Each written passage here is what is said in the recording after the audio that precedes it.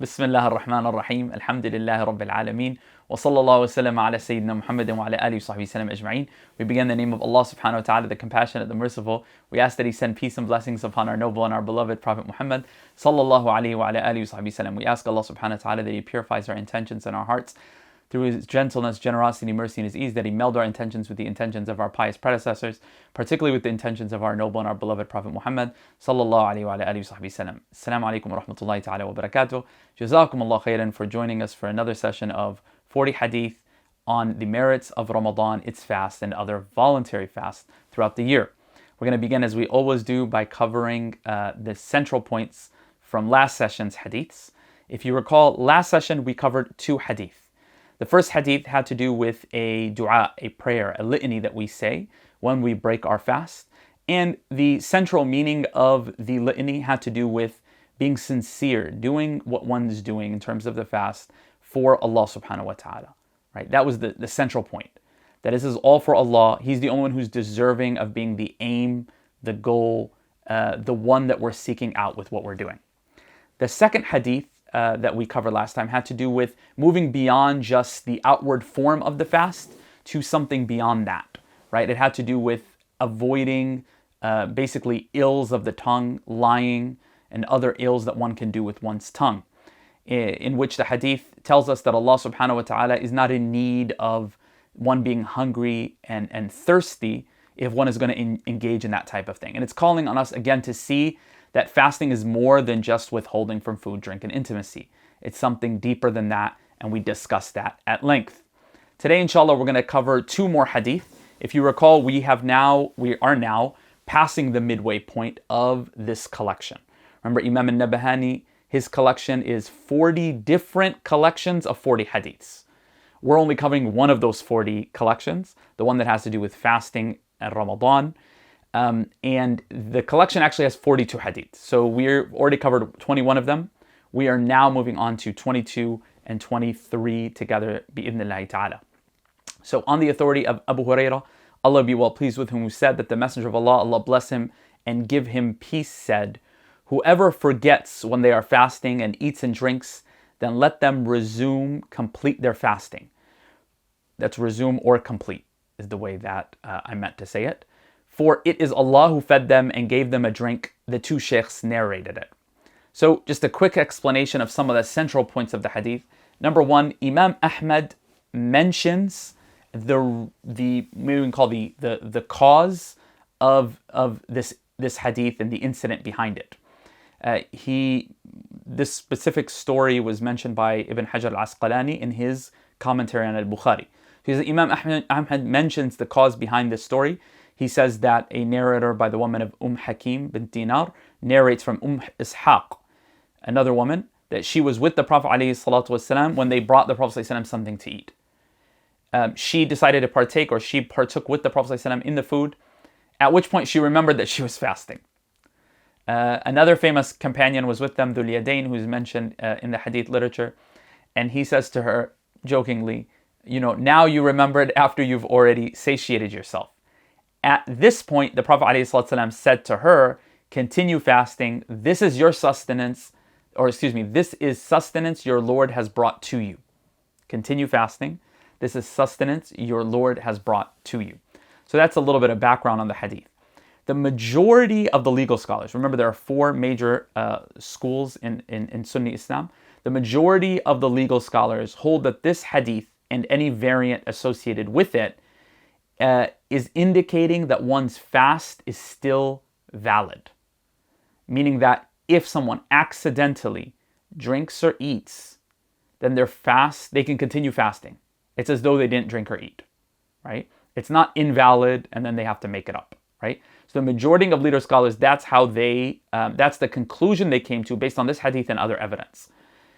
However, just by me saying the majority, that means that some didn't view that. Some of them did see that it breaks your fast and that you should continue not eating or drinking, but your fast was invalidated and you'll have to make it up.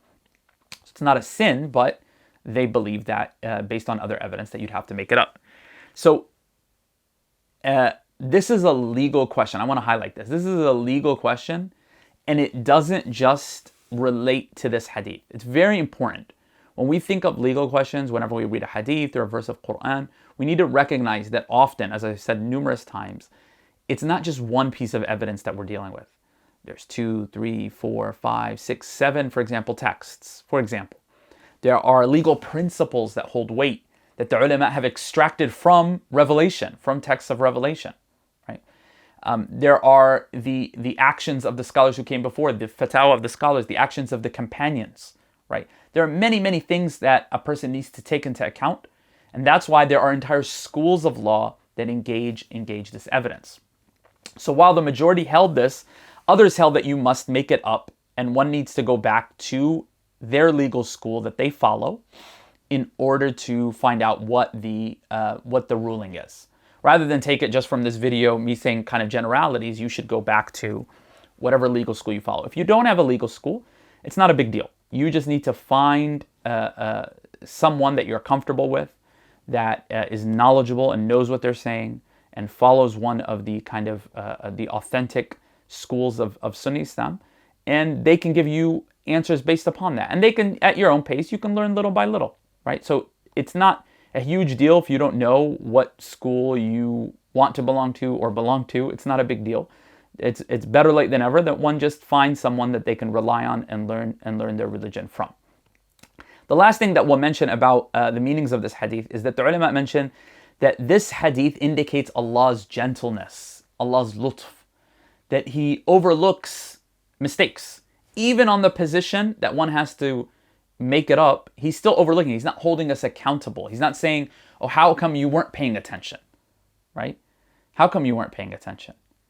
It could have been that way, right? Think about it. If one's at work and they really mess up and they forget something when they're not paying attention, right? They could be held accountable by their boss. It's not necessary that their boss will let them off the hook, right? You could think of a lot of things in our day-to-day life where you would not be let off the hook if you just forgot.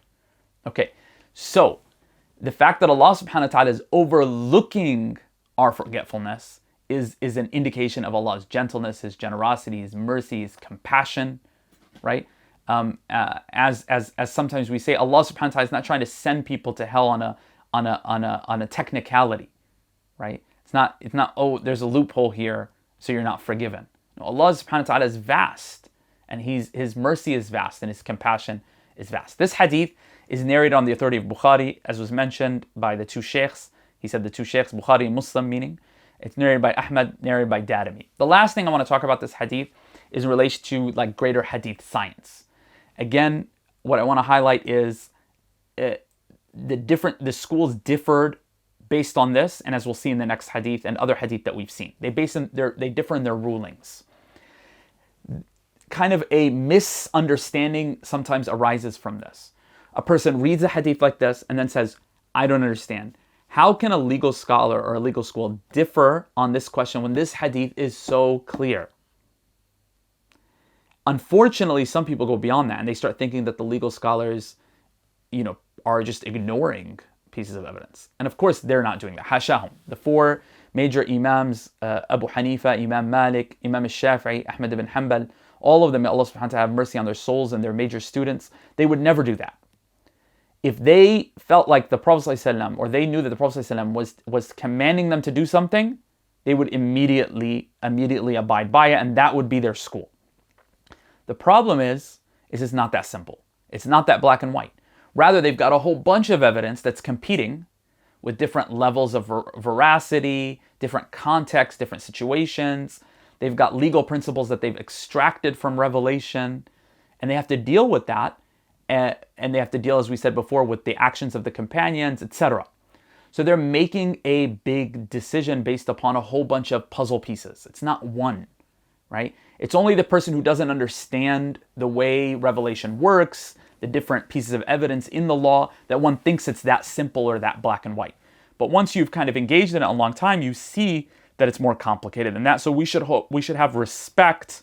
We should have respect for these scholars, and if it's not our expertise, leave it to those who it is their expertise and go learn from them as much as we can.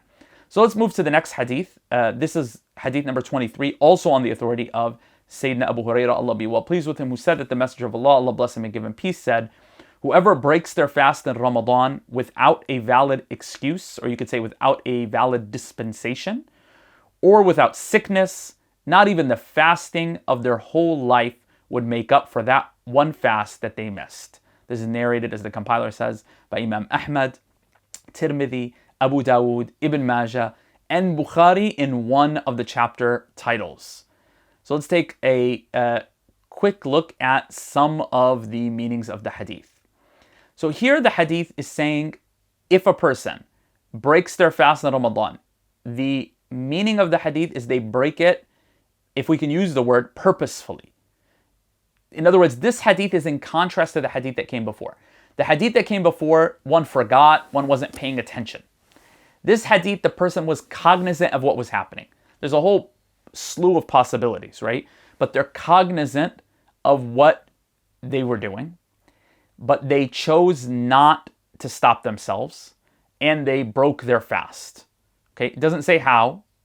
There are three major ways that we know a person can break their fast: food, drink, or intimacy. It says if they broke their fast without an excuse, because there are valid excuses, there are valid dispensations. Like what? Like traveling or sickness, as we'll see here, right? Or without sickness, meaning without an excuse or sickness. And then it says, the hadith says, not even the fasting of their whole life would make up for that one fast that they missed. So here again, this is focusing on whatever means of breaking the fast may it be. It's just that it has to be intentional: eating, drinking, intimacy. The hadith excludes for us medical conditions, for example, travel, etc. Okay? And then it says, not even their whole life would make up for that one day that they missed. So different questions arise based on this hadith. Do they need to make it up? It says that even if they were to fast their whole lives, it wouldn't make up for it. But do they have to? That's a different question than do they have to make it up? Okay, so that's the first question. If they have to make it up, or if they don't, irrespective of the situation, do they need to provide an expiation? Okay, so this takes a little bit more knowledge of law within kind of Islamic legal jurisprudence. Certain things, if you do them, that are violations of the law, one needs to provide some type of expiation for their sin. And in different chapters of law, it's different, right? They're generally similar in type, but not necessarily the same amount. So with regard to fasting, there's another hadith that we're not covering here that talks about 3 different gradations of expiation for a violation having to do with breaking the fast. That hadith specifically is about breaking a fast through intimacy, purposefully, meaning that one knows. I don't mean purposefully as they don't care about Ramadan. What I mean is purposefully is that they're aware, right? It's not a mistake. They didn't forget. So the first gradation is to free a slave. The second gradation is to fast 2 months consecutively. And the third gradation is feeding 60 people who are in need, right? So these are already within kind of the Islamic legal system, because there's actually a text that delineates it.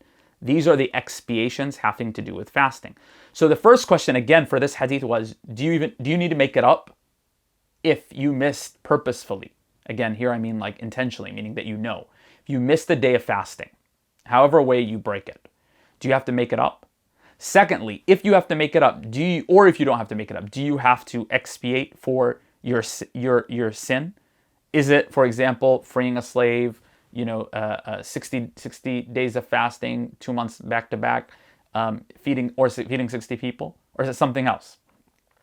So in conclusion, because this isn't a legal class, right? It's a class of law. In conclusion, the 4 schools differ.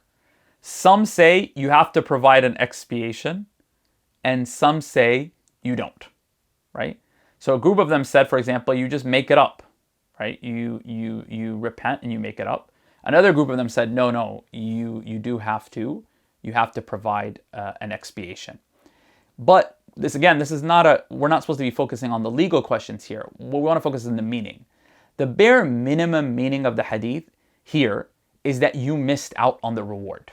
Regardless, do you have to make it up? You don't have to make it up. You repent, you don't repent. You provide an expiation, you don't. It doesn't matter. You're not going to get back that missed opportunity, right? Even if you made it up, even if you paid an expiation, even if you repented, it's not going to be the same as though you actually did it and you didn't make that grave error, okay?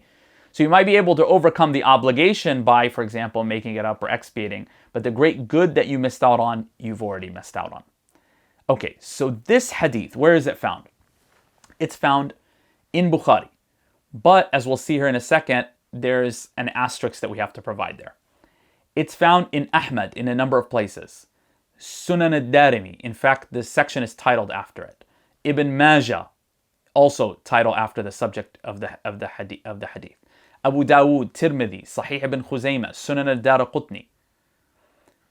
So it's pretty widespread in the books, in the main central books. However, there's some issues with the hadith. So let's kind of unpack some of them. Number one, whenever we say it's found in Bukhari, generally the first thing that jumps to mind is authentic, and that's understandable. Here, however, Bukhari does not provide the entire hadith. And what I mean by that is the text is there, the entire chain is not there. These central books that we intended at the beginning of this class, so we'll say, where is the hadith found? Let's go back to one of the central books. We didn't really kind of expand on that, but maybe this is a good place to do that. What we mean by the central books is kind of two things, two qualities. The first quality is that the books provide the chain for the text going back to the Prophet ﷺ, or going back to whoever it goes back to, right? So it's because it's not like the later books. The later books will just say, on the authority of Abu Hurairah, this, right? It doesn't have a chain from the compiler back to the Prophet ﷺ or the origin of the statement. That's number one. Number two, I tried to focus on, when available, kind of the books that are more known for having authentic and sound reports. Because there are other hadith books that, as the compiler himself mentions sometimes, but they're kind of known for having a lot of weak hadith. So what I'm trying to do is cite them back to the central books that are considered to be, maybe we can't say more authentic than not, but have higher authenticity rates, soundness, authenticity, etc. Right? So this hadith in Bukhari, you would think, okay, Bukhari is at the pinnacle of that, and he is, right? However, when the hadith is brought, this hadith is brought there, it is not actually even in the main section that lists the hadith of that chapter. It's in the chapter heading, right? And you have to know a little bit about Bukhari, that Bukhari actually does this very often. He will place in chapter headings verses of Quran, parts of hadith, etc. If Bukhari, whether it's in the chapter heading or outside of it, removes a part of the chain, that is usually for a reason, okay?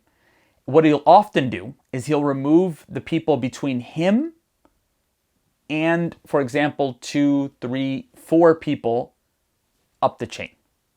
And he'll just say, for example, Abu Hurairah said, Allah be well pleased with him, the Prophet said this. He won't mention from him to, even though the book is filled with hadith and the chains between him and them. He did this for a reason. When, how, why differs. For example, he does it often because he narrated elsewhere in the book the same hadith with the full chain, so he's saving space.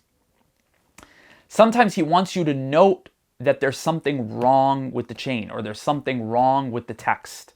He's giving you a hint, right? So here, he only mentions this hadith in that type of context. This hadith is not intended to be one of the Sahih hadiths of Bukhari in his Sahih. It's not, right? He cites it without the chain, the beginning of the chain that's from him. And even the formula of how he cites it, which I won't go into detail, is the ulama say it indicates a certain level of weakness. Okay, so that type of chain, the way that the formula that he uses is called a suspended chain, a mu'allaq, hadith that's mu'allaq, right? So I'm mentioning this because there's some background that I want to get to. But before I get to that, the authenticity of the hadith itself, a very large group of scholars believe that the hadith is weak, right? Why? Let's take, for example, Ibn Hajar. He says that the hadith has what we can call weaknesses in it that are important to note, right? among them, or chief among them, is that the hadith, there's what's called ittirab between its versions, right? That a lot of the versions are of similar standing, but then they don't have the same wording, they don't have the same narrators. In every context, this ruling will be different, but there'll be some severe inconsistencies.